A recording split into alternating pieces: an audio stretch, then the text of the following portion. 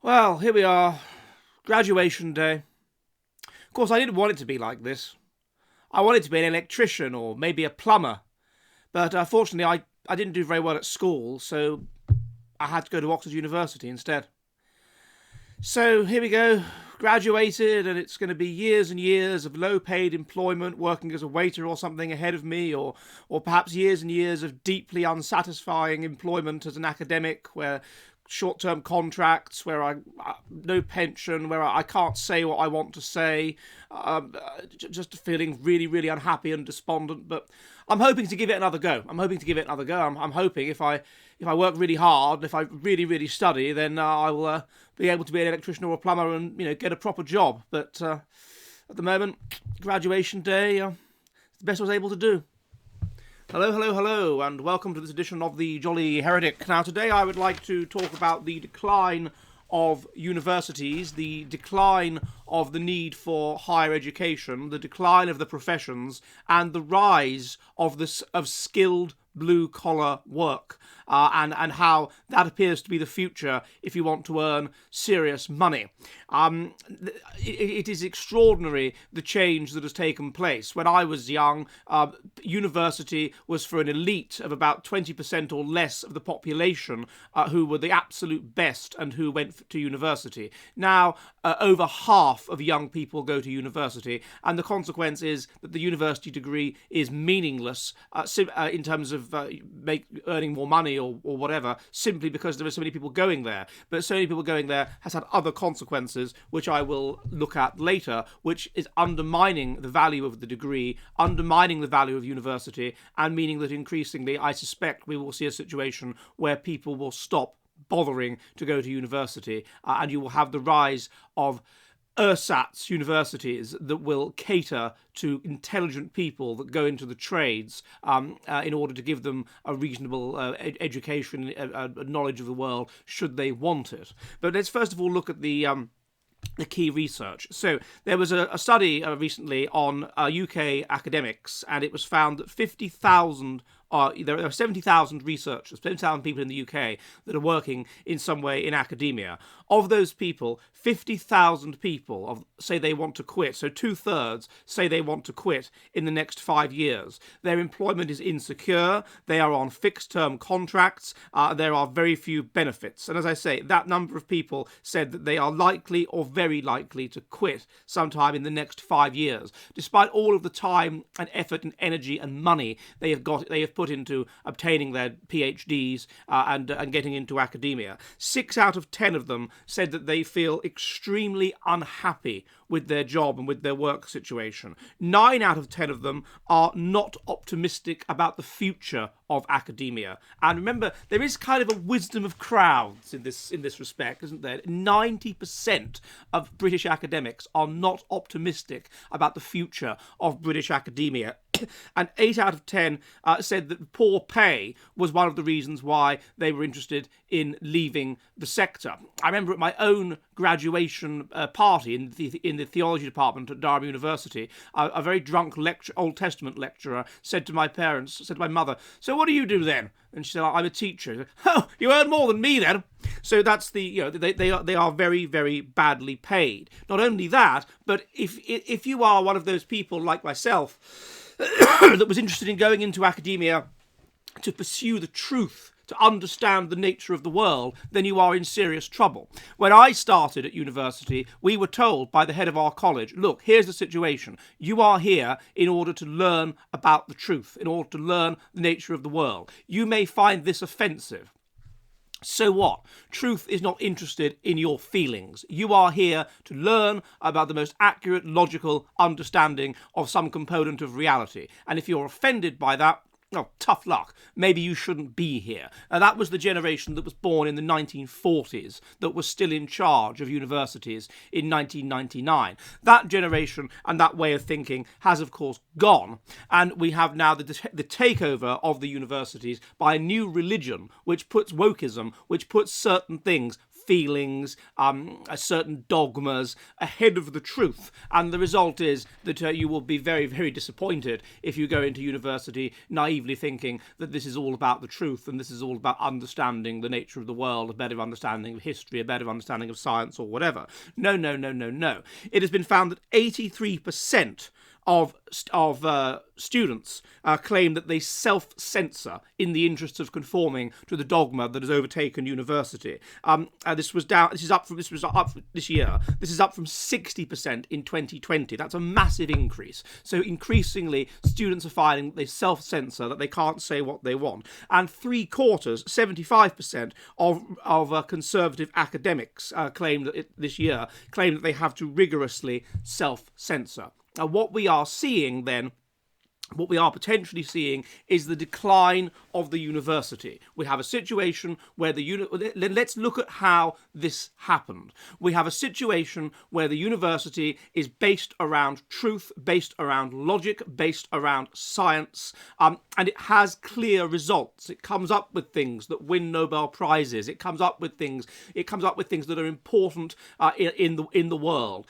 Therefore, this is an important thing, and it attracts esteem, it attracts prestige, it becomes prestigious to go to university, and it is believed that this is where the most intelligent people go, this is where the best people go, this is where the elite people go, and this is where you go to understand better the nature of the world. Now, obviously, therefore, because this will bring in highly intelligent people, the genius types that will come up with brilliant ideas, but because it has a prestige to it, it also brings in people that just want prestige, people that are power hungry, people that are narcissistic, people that just want high social status, and they see university and having gone to university as a marker of high social status. Now, those people that are Machiavellian, people that are narcissistic, they don't care about the truth. They don't care. They may be good at logic, they may be clever, intelligent people, but they're not super intelligent people. They're perhaps what we might call the midwit type that I've looked at before. And they don't care about the truth. They put other things above the truth. Power is more important than truth and consistency. Esteem is more important than truth and consistency. What people think of you is more important than truth and consistency. And they will come into university, and they will gradually take over the university, because those people are going. If you're going to give a job to two kinds of people: the genius type, who is outlier high intelligence, such that he's a bit autistic and is obsessed with truth, combined with moderately antisocial personality, which means that he thinks outside the box and is able to come up with brilliant ideas. That he is moderately low in agreeableness, so he doesn't care about offending people and rocking the boat in terms of scientific revolutions, and so he comes up with this brilliant stuff. Are you going to employ him, or are you going to employ what I have called the head girl type? And the head girl type will be high intelligence within normal boundaries, combined with a highly pro-social personality that is aimed towards achieving socially acceptable goals. Who are you going to employ? Well, you're obviously going to employ the head girl type, be he male or female, the head boy type. And so those people will gradually take over the university, and those people will then put power, put esteem, put prestige, and things like this, above truth. And eventually what that will result in, we can call this the priestly cycle of universities, if you like, will be the university turning into a church in which there are certain dogmas and certain ideas that are socially acceptable, that are placed above the pursuit of truth. Eventually, as this takes over, the university will stop pursue it, will expand and expand and expand. That's another thing. As something is prestigious, it expands, and so you get more people that want to go there, with the result that the value of the university starts to decrease, and the people that come into the university are less intelligent, less focused around logic, less reasonable, less trusting, more paranoid, less hard-working, and all of the correlates of low intelligence, more dogmatic, so that they will then change the nature and the culture of the university. Less analytic in their thinking, so that it is even more antithetical to truth. And eventually, particularly if you're charging them money, which is now the case at British and has always been the case at American universities, they will demand that the university bends to their will rather than the other way round. It was different when I started. We were only paying £1,000 tuition fees. It was mummy and daddy paid that. So the result was that, of course, they could say to you, look, we're in charge, your children, we're telling you the truth. If the truth offends your feelings, sod off. Now that's impossible. Now they can turn around and say, we're customers and we demand this and we demand that. And so then, of course, the result is that the whole culture of the university changes and it becomes an ersatz church for, I suppose, reasonably middle-class people. And the genius types are expelled. They're moved out. The highly intelligent people that are obsessed with the truth are moved out as it is taken over by whatever religion it is. And in our case, it's a religion that's based around individualism. It's a religion that's based around the worship of equality, the worship of harm avoidance, and certain other woke dogmas that we all know. And so then you get a movement back to gentlemen scholars, to people that are outside the university, that start to pursue research. And this is increasingly happening with the expulsion of Noah Carl from Cambridge, for example. So he's now an independent researcher. And there are many other examples. And what you also then get is, and we're seeing this now, is the establishment of alternative institutions. So it used to be that you needed to have a library, you needed to have access to a library, and this meant that you had to go to university. There was no other option, or you had to know some great patron or whatever that had a massive library so that you had access to information. When I started at university, they used to say, oh, well, look, you may take advantage of the fact that you've got this library. Enjoy your first year. Enjoy your access to knowledge. We now have the internet. So all of this information is freely available. So all that is needed is for people people may want somebody to sort of curate it for them, to present it for them in an interesting and stimulating manner so that they can better learn it. And so therefore you would expect to get the establishment of alternative sort of ersatz de facto universities for people who would eschew university but would still want to be taught stuff. And that's what's happening, by the way. I mean, that's now happening. We've got, most obviously in Germany, there's one called GegenUni, Contra Uni, GegenUni, which is mainly in German, but which has courses on various, non-woke, truth-seeking sort of things. It really is trying to teach about science, about genuine science, rather than the woke censored science within the universities. And I personally, by the way, have a course which I teach there called sociobiology. And if you're interested, you should sign up to my course on sociobiology, and it will be taught not in this kind of way, where it's it's short little snippets, but a proper university lecture, a series of university lectures on sociobiology, where I tell you all of the details of different interesting aspects of sociobiology. So that's what you would expect to get, and that's what seems to be happening. And you would gradually expect the university to have less and less and less prestige, and for people to stop going. At the elite level, indeed, you would expect to see evidence of people just bypassing university. And this is already happening. This is already happening. People leaving English public schools and going through various programs straight into business without doing a degree. Newspapers, for example, setting up means whereby people that don't have a degree can become journalists. It's already happening as employers are increasingly saying that they don't trust the degree. And why should they? Because originally the degree, 20 years ago or something, what a degree was a marker that you were reasonably intelligent. That's what it was. It was a marker that you were reasonably intelligent and you had been taught to think critically. Once 50% of the population are going to university, the degree is not a marker that you are reasonably intelligent. The degree isn't even a marker that you are of above average intelligence, because it could be that you have below average IQ but reasonably high conscientiousness or something, and so therefore on that basis you're able to get into and get through university. So it's not really telling you anything. So it's undermined as a gold standard of anything. And so, therefore, increasingly it's occurring that universities, businesses are coming up with their own methods of screening people. Yeah, they get all these applicants that have degrees. So what? What's that telling you? Bugger all. So they come up with their own entry tests or whatever. And then what's happening is that they will just bypass the degree altogether and just take the view, well, okay, you've done reasonably well at school. What's the point of you going to university? And what's the point of you spending thousands and thousands of pounds to get your degree? Let's just, unless it's something highly technical where you do need the degree, like law or medicine or whatever, if it's the kind of job where you'd go to university, do a degree in history just to show you have reasonable intelligence, and then get your job, well, what's the point? What's the point of you having a degree if it doesn't tell me anything? So you might as well just come straight into my company and I will assess how good I think you are.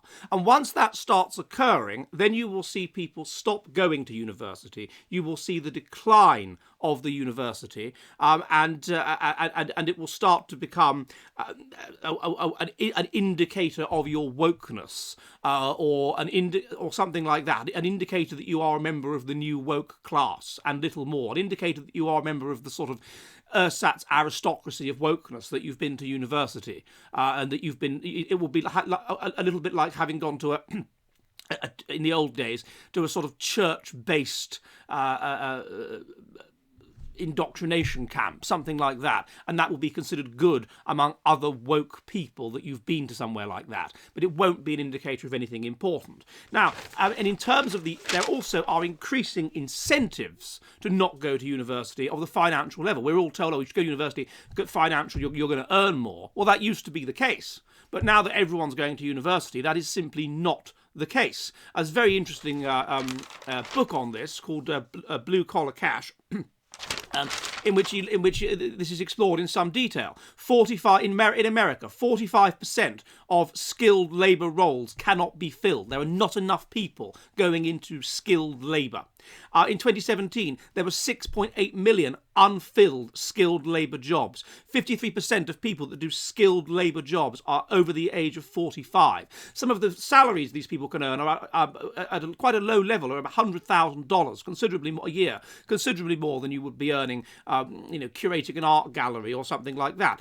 Electricians, 38% of them are over the age of 55 in the state of Virginia. So there is a massive shortage in these kinds of jobs, and it's basic economics. If there's a shortage, then the salaries will go up. This is supply and demand. So these people can earn considerably more than people that have a degree.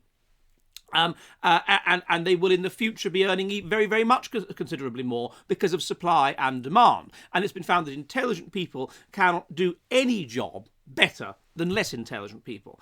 85%, by the way, of these people say that they are happy in their... 86% say that they are happy in their job. Let's compare that to the academics. What percent were happy in their job?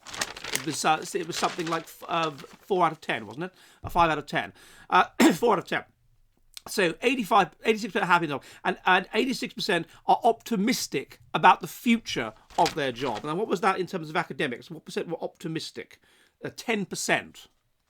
So the indication is that the future is in skilled trade. Skilled trade is where you want to make money. Now, you might then think to yourself, oh, well, the problem is that people will tend to put social status above money. That's well known.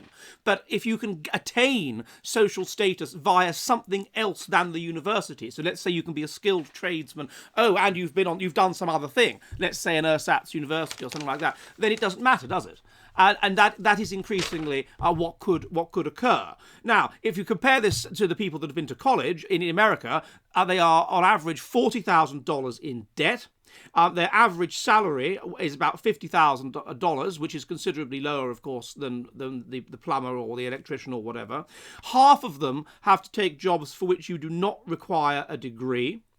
And the wage gap now between people that have a degree and don't have a degree has basically disappeared. Unless you go to a very, very prestigious university, and they are de-prestiging themselves, by the way, by becoming woke factories and not letting in the most intelligent people, not letting in the best lecturers, but letting people in for other politically correct reasons, then there's basically no point going to university. So I'm suggesting that the universities are going to go into decline. And the result of that will be the establishment of rival institutions such as GegenUni, and there's a few others, which will then take their place for those that genuinely want to know about the truth and genuinely want to understand the nature of the world.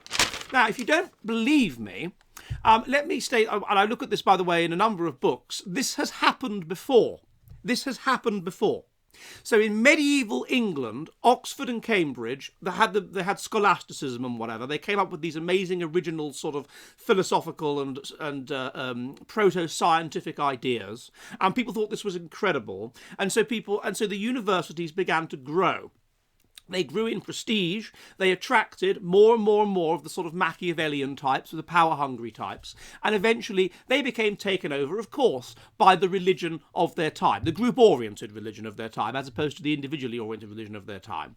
And by the Reformation, where they were completely taken over by religiosity, those universities went into decline. They literally went into decline in terms of numbers, and they became understood to be finishing schools for the upper class.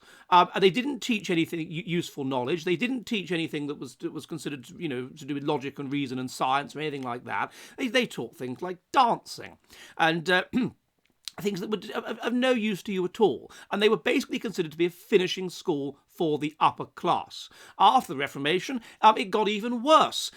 You had to be Church of England in order to go. You had to consent to the Articles of the Church of England. You had to go to church while you were there. So anybody else was excluded. So increasingly, by the early 19th, and by the way, how you got into university, it was rather like with the system now, that they don't let people in because they're the most intelligent or whatever. They let them in for various politically correct reasons. It was the same. You get in because of the part of the country you were from, because of the noble family you were from, because you simply lived in a certain area of or whatever. You didn't get in because you were the best. That was because of the kind of public school you'd been to. That was how you got in. You didn't get in necessarily because you were the best.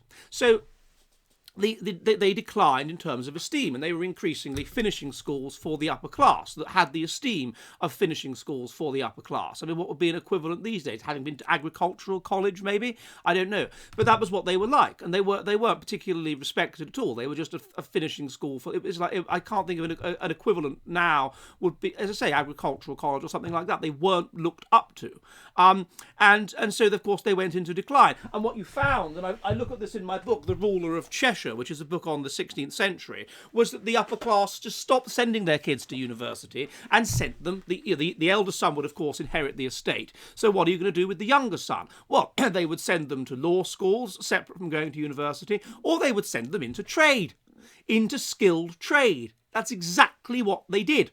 So they'd have them trained as merchants or whatever. And then from that, they would make their fortune and perhaps buy some land.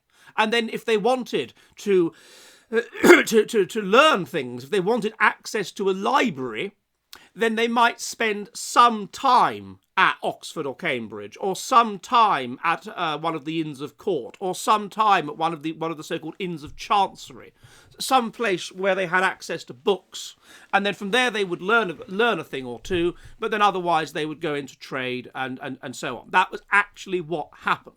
And by the time, I look at this in my book, Churchill's Headmaster, by the early 19th century, the universities were so bad in England that if you wanted to get a good degree, you had to pay somebody independent of your university, like a scholar, an independent scholar that lived in the town, lived in Oxford or Cambridge or Durham, in order to teach you. And at the same time this was happening, you had the people that were genuinely intelligent and genuinely interested in science and knowledge and whatever. They didn't go to Oxford or Cambridge or Durham. No. They would go to the University of London, which was set up by people that were interested in religion, was specifically non-religious, or rather the colleges of the University of London. Or they would go to the Scottish universities. Likewise, you didn't have to be Church of England to go there. They weren't focused on religion to the same extent. And so they taught interesting knowledge and whatever. And so going to Edinburgh University or Aberdeen or Glasgow, that was the sign of the genuinely intelligent scholar that was really interested in this kind of stuff. That's what you do. You wouldn't go to Oxford or Cambridge. That was a finishing school for the upper class. That was a bit like going on a woke indoctrination camp these days. That was what it was. It was just to teach you, manners and something that you could. People would go, oh, okay, you must be a bit posh. You've been to. But the people that were genuinely interested in knowledge, no, they would go to Scotland. They would even go to Leiden. In the Netherlands, there was quite a lot of English students that went to Leiden. If you look back, we have one of the British Prime Ministers went to the University of Leiden. Or they would go to a German university, or they would go on the Grand Tour, and part of the Grand Tour would involve spending some time with a private tutor or something, or spending some time at a university in Germany or in Holland or whatever.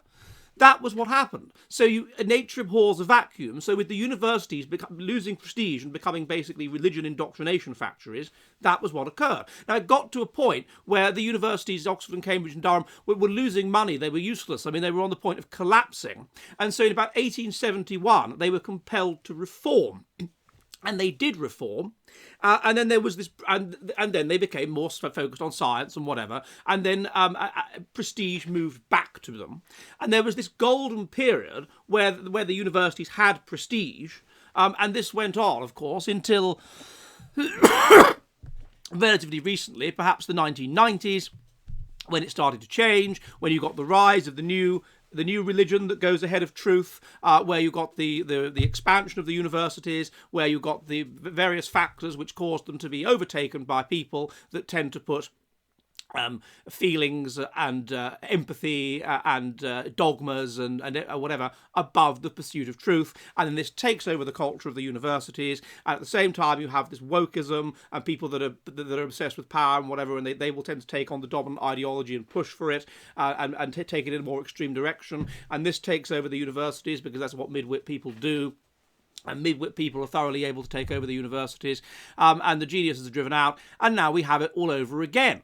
And so you could understand that the new Grand Tour, the new Scottish universities, the new Leiden or Dresden or whatever, is going to be what you had before, which was that people who were of the upper class would go into trade, into skilled trade. That's where they'd make their money, and to the extent that they wanted to know something, to the extent that they wanted to access to a library for a period, then they would, of course, enrol themselves in the equivalent of the Scottish or Dutch or universities or the Grand Tour, and that is to say rival universities to the mainstream. And that's what I think we have got to that situation again, and that is what GegenUni is trying to do, and that is what a number of other of these institutions are trying to do. And with the internet, of course, then you don't need access to a library. You have the library. You just need people to direct the teaching and come up with an interesting course. And that is what I hope I have done with my course Sociobiology at GegenUni. So I think you should all jolly well sign up for it, and other courses there as well. Emil Kierkegaard has a course there, and I think that would be jolly good. Okay, I hope this is a bit of interest, and I will see you soon, and goodbye!